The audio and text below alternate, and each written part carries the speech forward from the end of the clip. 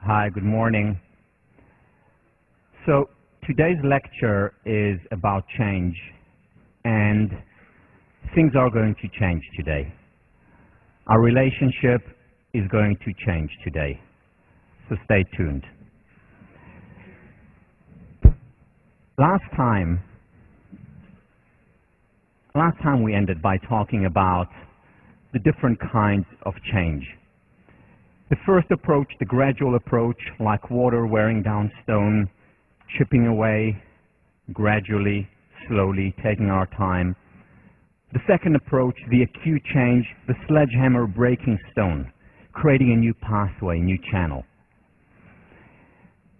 And the important thing to keep in mind with both forms of changes, with all form of change, lasting change that is, which is what we're about, not just the spike and the return to base level.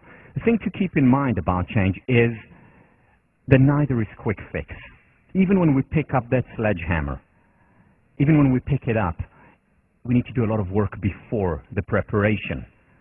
So for example, gradual change, slow change would be doing the gratitude exercise every day, slowly becoming more and more of a benefit finder, gradually looking more at the positive.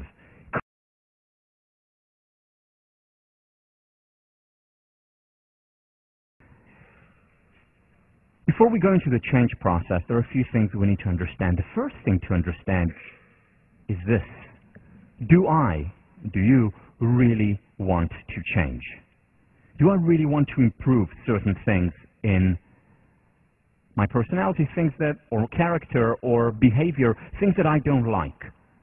And it's not a trivial question. It is not a rhetorical question. Because very often on the conscious level we may be saying yes, but on the subconscious level something is stopping us. Let me show you an example. So this is a study done by Langer and Thompson back in the 80s.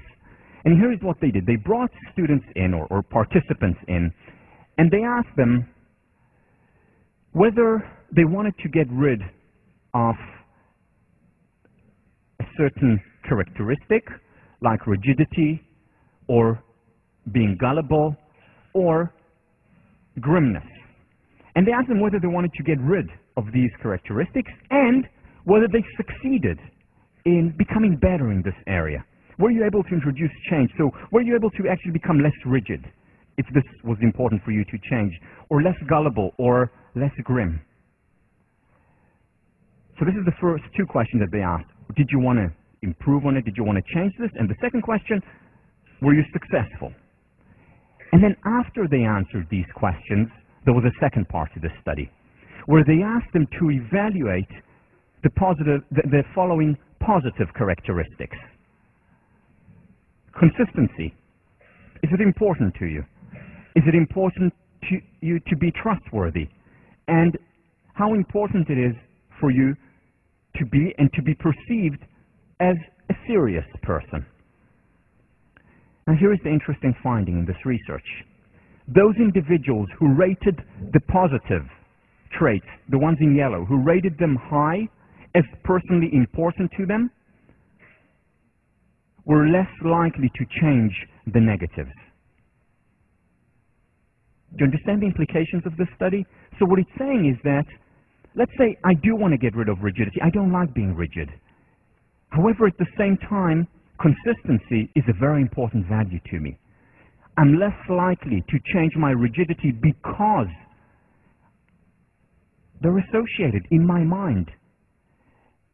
And yeah, I don't want to be rigid, but at the same time, subconscious talking here, I want to be consistent. Don't let go of this rigidity because I couple them, I associate them together.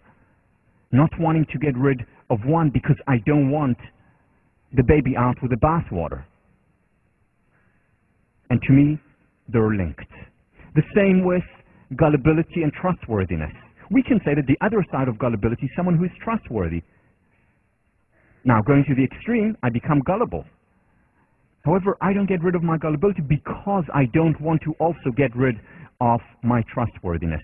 Same with grim. I may be grim, but that's also subconsciously a sign of my seriousness.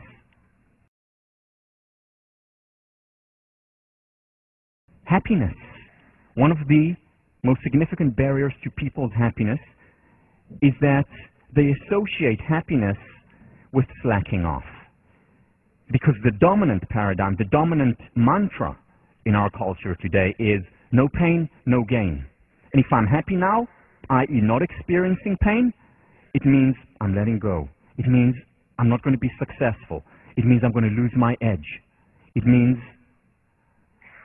I'm going to lose my drive and ambition. So our subconscious prefers to keeps us unhappy so that we don't lose the other things that we value highly. Things such as ambition, things such as having an edge, things such as our hard work.